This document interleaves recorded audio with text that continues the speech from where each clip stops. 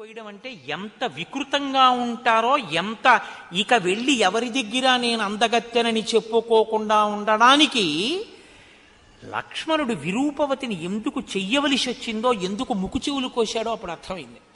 ఆ ముక్కు చెవులు పోతే అంత విరూపాన్ని పొందుతారు, కానీ ప్రాణం మాత్రం పోదు.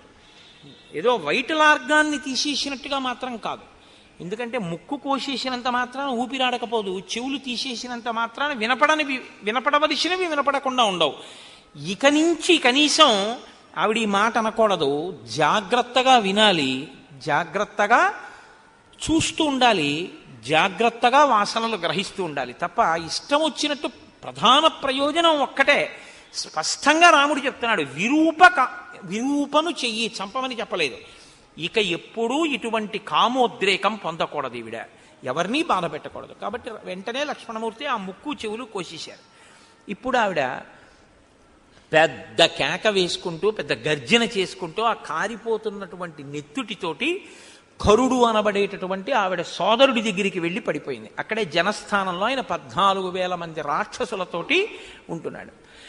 ఆ కరుడు ఆయన దగ్గర ఉండేటటువంటి సేనాధిపతులు, త్రిశిరసుడు అనబడేటటువంటి ఆయన 3 తలకాయలతో ఉంటాడు, దూషణుడు అనబడేటటువంటి ఒక సేనాధిపతి, 14,000 సైన్యం, వీళ్లతో కరుడు ఆ జనస్థానంలో ఉంటున్నాడు. ఈ కరుడు విశ్రవసో బ్రహ్మయందు పాక అనబడేటటువంటి ఒక రాక్షసాంగన యందు జన్మించినవాడు, అందుచేత శూర్పణఖకి సోదరుడయ్యాడు అని మహాభారతంలో ఉంది. కాబట్టి తనకి సోదరుడవుతాడు కరుడు. ఇప్పుడు ఆ కరుడు దగ్గరికి వెళ్ళి పడిపోయింది ఆవిడ. పడిపోతే ఆయన అన్నాడు, ఏమీ ఎవరికీ అపకారం చేయకుండా పడుకున్నటువంటి నల్లత్రాసు యొక్క తోక ముట్టుకున్నవాడెవడు, కోరి కోరి ప్రాణముల మీదకి ఉపద్రవం తెచ్చుకున్నవాడెవడు, జనస్థానంలో నేను ఇంతమంది రాక్షసులతో ఉండగా నీ ముక్కు చెవులు కోసి నిన్ను విరూపని చేసిన వాడెవరు, నాకు చెప్పవలసింది. అంటే ఆవిడికి ఇంకా ఎంత కామం ఉండిపోయిందంటే రామలక్ష్మణుల మీద. ఆవిడంది, తరుణౌ రూపసంపన్నౌ సుకుమారౌ మహాబలౌ పుండరీక విశాలాక్షౌ చీర కృష్ణాజినాంబరౌ ఫలమూలాశనౌ దాంతౌ తాపసౌ ధర్మచారిణౌ పుత్రౌ దశరథస్యాస్తం భ్రాతరౌ రామలక్ష్మణౌ. నేను దండకారణ్యంలో ఇద్దరిని చూశాను. వాళ్ళు తరుణవు, మంచి యవ్వనంలో ఉన్నవాళ్ళు, రూపసంపత్తి కలిగినటువంటి వాళ్ళు, సుకుమారులు, మహాబలవంతులు, విశాలమైనటువంటి కన్నులు కలిగినటువంటి వాళ్ళు, నారచీరలు కట్టుకున్న వాళ్ళు, ఆ జింక చర్మాన్ని కట్టుకున్నటువంటి వాళ్ళు, ఫలమూలములను తింటున్న వాళ్ళు, ఇంద్రియ నిగ్రహము కలిగినటువంటి వాళ్ళు, తాపసులు, ధర్మమును ఆచరించేటటువంటి వాళ్ళు, దశరథ మహారాజు యొక్క పుత్రులు, అన్నదమ్ములు, రామలక్ష్మణులు అన్న పేరు కలిగినటువంటి వాళ్ళు. వాళ్ళ మధ్యలో ఒక ఆడదుంది, జరిగిన వృత్తాంతాన్ని జరిగినట్టు చెప్పదు. ఇప్పుడు ఏది రాముడు జరగకూడదనుకున్నాడో అదే జరిగింది. ఆడదాని పగ కింద తిరిగింది రామాయణం. నేను మీతో మనవి చేసింది ఇదే. శ్రీరామాయణం ఎక్కడ మీరు అయిపోతుంది అనుకుంటారో అక్కడ ఒక ఆడదొచ్చి రామాయణాన్ని కొనసాగిస్తుంది. ఎప్పుడో అయోధ్యకాండలో అయిపోవలసిన రామాయణాన్ని మందరా ప్రవేశంతో పెరిగింది. మళ్ళీ ఇక్కడ అయిపోతోందని అగస్త్యుడే ఒప్పుకున్నాడు. అయిపోయిందయా, మీ నాన్నగారు అడిగిన వరం ప్రకారం 14 ఏళ్ళు పూర్తి అయిపోవచ్చే, ఇంకో ఏడాది దగ్గర ఉంది. శూర్పణకొచ్చి కథని పొడిగిస్తోంది. ఎదర సీతమ్మ తల్లి ఉరి వేసుకుందాం అనుకుంటే త్రిజట పొడిగిస్తుంది. రావణాసురుడు కత్తెత్తితే ధాన్యమాలిని పొడిగిస్తుంది. ఇలా రామాయణం ఎక్కడ అయిపోతోందనుకుంటే అక్కడ ఒక స్త్రీ పాత్ర వచ్చి దాన్ని ఇంకా ముందుకి కొనసాగింపచేస్తూ ఉంటుంది. కాబట్టి ఆవిడ రామలక్ష్మణుల గురించి చెప్పినది సత్యం.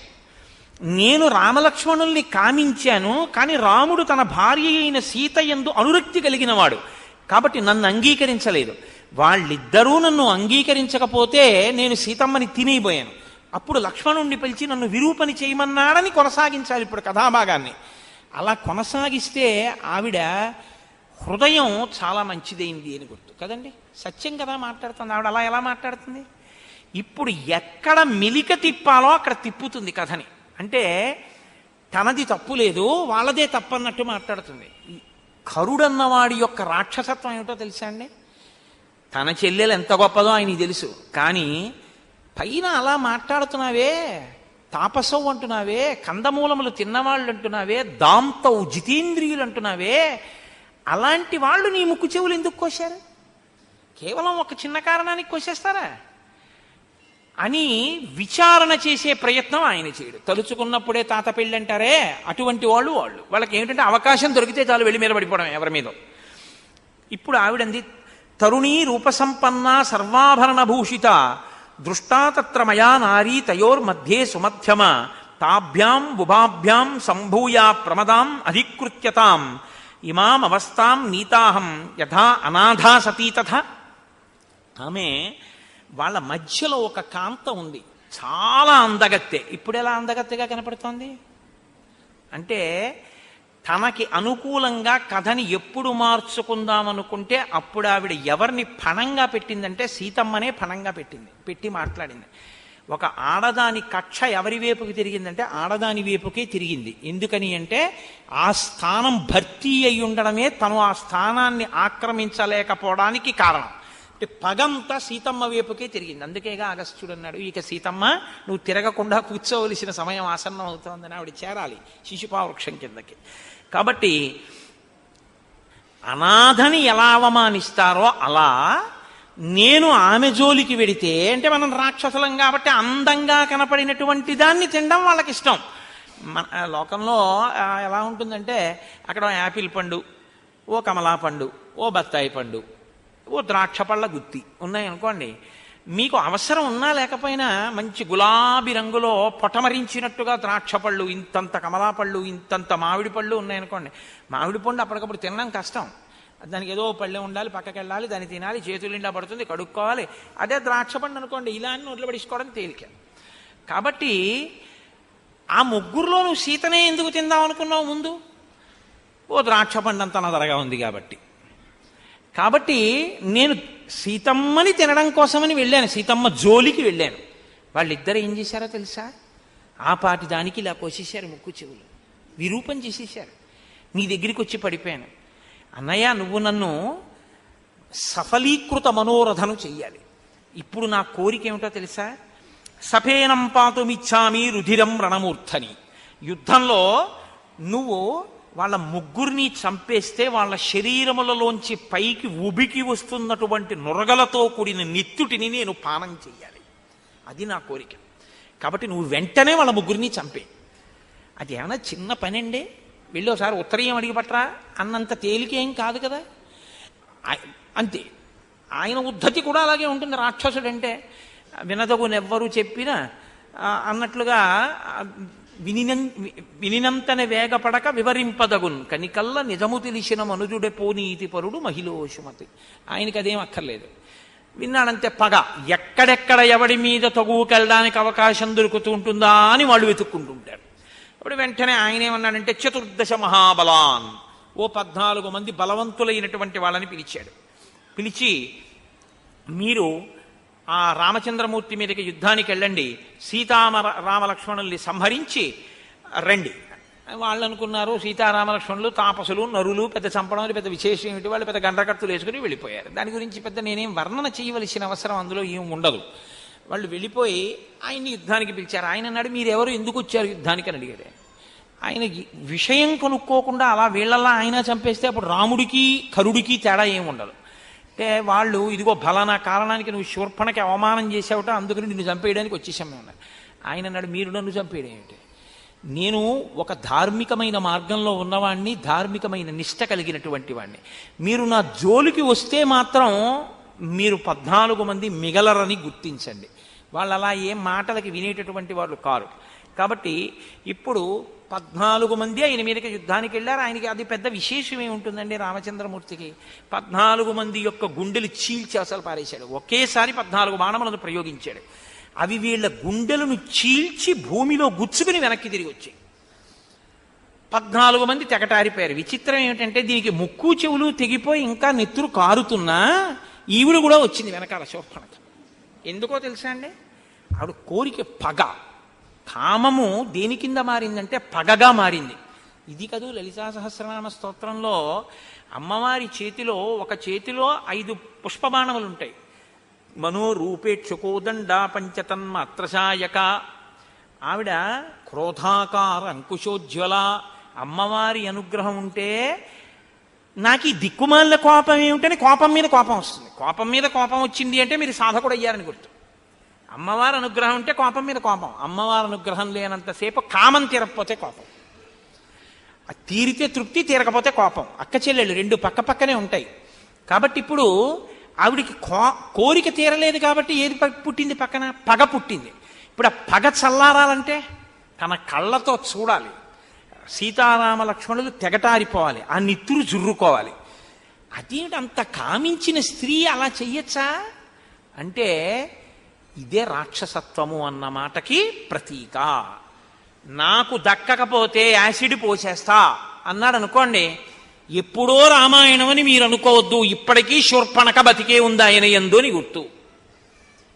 తనకి దక్కకపోతే నెత్తురు తాగేస్తాడంతే, చంపేస్తాడు అవతల వాళ్ళని. అంటే ఎంత రాక్షసత్వమో చూడండి. తనకే దక్కాలి, దక్కకపోతే నెత్తురే తాగుతాను. అందుకు వచ్చింది ఆవిడ వెనకాతల. కానీ ఇప్పుడు ఆవిడ అనుకోని పరిణామం ఏమిటంటే 14 మంది చచ్చిపోవడం. ఇప్పుడు మళ్ళీ కాబట్టి ఏం చేసింది, మళ్ళీ పరిగెత్తుకుంటూ కరుడి దగ్గరికి పోయింది. పోయి ఆ కరుడితో మళ్ళీ మొరపెట్టుకుంది. 14 మందిని కనురెప్పపాటులో కొట్టేశాడు. నువ్వేమిటనుకుంటున్నావు, మహావీరుణ్ణి అనుకుంటున్నావా? దండకారణ్యంలో ఋషులందరినీ రక్షిస్తానంటున్నాడు. ఉగ్రమూర్తి, మహానుభావుడు, తెగటార్చేస్తాడు. 14 మంది పనికి రాకుండా పోయారు రాముడి ముందు. ఈయన ఉద్ధత ఎటువంటిదంటే ఈయన వెంటనే అన్నాడు, 14,000 మంది రాక్షసుల్ని సిద్ధం చేయండి, నా రథం సిద్ధం చేయండి, దూషణుణ్ణి పిలవండి, త్రిశిరసుడిని పిలవండి, ముగ్గురం కలిసి ఈ సైన్యాన్ని తీసుకుని యుద్ధానికి ఎడతా ఉన్నాడు. అందరూ కలిసి బయలుదేరారు. ఆ బయలుదేరుతున్నప్పుడు కరుడికి కొన్ని అపశకునములు కనపడ్డాయి. రామాయణం ఒక శకున శాస్త్రం కూడా, అందులో శకునముల గురించి కూడా మాట్లాడతారు. నిష్కారణంగా గాలి లేకుండా ధూళి పైకి రేగింది. ఆకాశంలో సూర్యుడి చుట్టూ ఒక కొరివి పట్టుకుని, అది ప్రత్యేకించి ఎప్పుడు కనపడుతూ ఉంటుందంటే దీపావళి పండుగ రోజున కాకరపు ఒత్తు చేతితో పట్టుకుని పిల్లలు ఇలా తిప్పుతూ ఉంటారు. ఇలా తిప్పుతుంటే ఒక జ్వాలాచక్రం ఏర్పడుతుంది, ఎర్రటి కాంతి చక్రం తిరుగుతున్నట్టు ఉంటుంది. అటువంటిది ఎలా ఉంటుందో అటువంటి పరివేశం ఒకటి సూర్యుడి చుట్టూ పట్టుకుంది. నక్కలు ఎదురుగుండా వచ్చి నోళ్లు తెరిచి అరుస్తున్నాయి. కారణం లేకుండా గుర్రములు తొట్రుపడ్డాయి. ఒక్కసారి ఎక్కడి నుంచో ఒక గ్రద్ద వచ్చి కరుడు యొక్క పతాకం మీద వాలి ఎగిరింది. చెట్ల నుంచి అకస్మాత్తుగా పువ్వులు పళ్ళు కింద పడ్డాయి. పట్ట పగటి వేళ ఆకాశంలో నక్షత్రాలు కనపడ్డాయి. ఉల్కలు నేల మీద పడ్డాయి. సూర్యుడు అకస్మాత్తుగా మేఘాలలో గడిపోయి బాగా చీకటి ఆవరించింది. ఇన్ని జరిగితే దుర్నిమిత్తములని తాను ససైన్యంగా మరణిస్తానని కరుడు తెలుసుకున్నాడు. కానీ మూర్ఖత్వం అన్న మాటకు అర్థం ఏమిటో తెలుసా అండి? శాస్త్ర ప్రమాణమును వెంటనే తన యొక్క పౌరుషంతో నెగ్గగలననేటటువంటి అతిశయము చేత ధిక్కరించడం. ఈ శకునాలన్నీ కనబడితే మాత్రం నాకేమిటి, సీతారామ లక్ష్మణుల్ని సంహరించకుండా నేను వెనక్కి రాను, ఈ శకునాలు నన్నించేస్తాయి, కాబట్టి బయలుదేరండి అన్నాడు.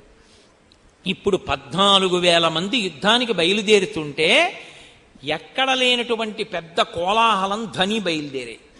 ఇంత పెద్ద ధ్వని బయలుదేరితే రామచంద్రమూర్తి కూడా తన పర్ణశాలలోంచి విన్నారు. విని చాలా పెద్ద సైన్యమే యుద్ధానికి వస్తోంది. శకునములను బట్టి చూస్తే శకునములు మనకే అనుకూలంగా కనపడుతున్నాయి. కాబట్టి లక్ష్మణ, నేను ఇప్పుడు ఆ రాక్షసుల్ని తెగటారుస్తాను అంటూ రాముడు మాట్లాడడం అంటే చాలా సొగసుగా ఉంటుంది, చాలా అందంగా ఉంటుంది. లక్ష్మణుడి యొక్క కోరిక ఎప్పుడు ఎలా ఉంటుందంటే, అన్నగారికి కష్టం వచ్చింది అంటే అన్నగారు ఆ కష్టాన్ని పొందకూడదు, అన్నగారి కన్నా తానే ఆ కష్టాన్ని పొందాలి, అన్నగారు సుఖపడాలనేటటువంటి మనస్తత్వం ఉన్నవాడు. కాబట్టి లక్ష్మణుడు, అన్నయ్య నువ్వు ఉండు, నేను ఎడతానంటాడేమోనని ఆయన అన్నాడు. ప్రతికూలితుమిచ్చామి నహివాక్యమిదం త్వయా శాపితో మమ పాదాభ్యాం గమ్యతాం వత్సమాచిరం. నా పాదముల మీద బొట్టి పెట్టి చెప్తున్నాను లక్ష్మణ, ఇంకా నువ్వు ఈ విషయంలో మాట్లాడద్దు. నువ్వు సీతమ్మని తీసుకుని దూరంగా ఏదైనా గుహలోకి వెళ్ళిపో, ఎవరికీ కనపడకుండా, నేను వీళ్లతో యుద్ధం చేస్తాను అంటే. ఇలా చెప్తే లక్ష్మణుడి మనసు ఖేదపడి, అంటే నేను యుద్ధం చేయలేనని అన్న యుద్ధం చేస్తున్నాడేమో అనుకుంటాడేమోనని. ఇది ఎదుటివారి యొక్క హృదయం గురించి తాపత్రయపడడం అన్నది ఎప్పుడు ఉంటుందంటే ప్రేమ అన్న మాటకు అర్థం అది. అవతల వాళ్ళని నొప్పించకుండా మాట్లాడగలగాలి. అంత ఆతృతలో కూడా ఆయన మాట అలా ఉంటుంది, అంత సొబగుగా ఉంటుంది. ఆయన అన్నాడు, త్వంహి శూరస్య బలవాన్ హన్యా హేతాన్ నసంశయ. నువ్వు చాలా బలవంతుడివి, నువ్వే చంపేయగలవా సైన్యాన్నంతటిని లక్ష్మణ. అందుకొరకు కాదు, స్వయం తుహంతుమిచ్చామి, నేనే చంపాలి అని అనుకుంటున్నాను ఇవాళ. అందుకని సర్వనేవ నిశాచరాన్, వచ్చినటువంటి రాక్షసులందరినీ నేను చంపుతాను. కాబట్టి నువ్వు వెంటనే వదిన్ని తీసుకుని గుహలోకి వెళ్ళిపో అంటే ప్రవేశింపరానటువంటి ఒక గుహలోకి సీతమ్మ తల్లిని తీసుకుని లక్ష్మణమూర్తి వెళ్ళిపోయారు. ఇప్పుడు రాముడు యుద్ధానికి సిద్ధపడుతున్నాడు. దేవతలు, ఋషులు, సిద్ధులు అందరూ పరుగు పరుగున వచ్చారట. ఎందుకని ఒక గొప్ప సన్నివేశం. 14 సహస్రాణి రక్షసాం భీమకర్మణాం ఏకశ్చ రామో ధర్మాత్మ కథం యుద్ధం భవిష్యతి. 14,000 మంది అధర్మాత్ములైన వాళ్ళు ఒక పక్క, ధర్మాత్ముడైన రాముడు ఒక పక్క. యుద్ధంలో కూడా ధర్మం తప్పనివాడు ఆయన, యుద్ధంలో కూడా వక్ర మార్గాల్లో వెళ్ళేవాళ్ళు వాళ్ళు. 14,000 మంది అటు, ఒక్కడు ఇటు. వాళ్ళు వేసే ఆయుధాల నుంచి తనను తాను రక్షించుకుంటాడా, వాళ్ళని తాను నిగ్రహిస్తాడా? అసలు వాళ్ళు వచ్చి మీద పడకుండా యుద్ధం ఎందుకంటే 14,000 మంది మీద పడిపోతే చాలు.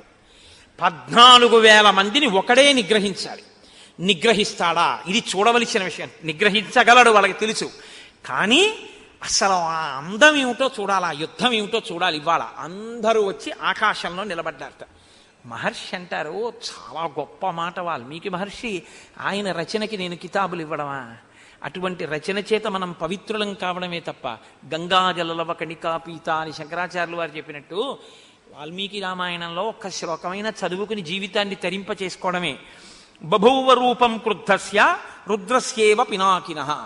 పినాకము అంటే పాతి జగదిది పినాకం అని దానికి వ్యుత్పత్తి. అది లోకాన్ని రక్షించేది, కేవలం లయం చేసేది కాదు. నేను మీకు ఇందాక మనవి చేశాను కూడా ఆ పినాకం గురించి. ఆయన లోకరక్షణకు కూడా దాన్ని పట్టుకుంటాడు.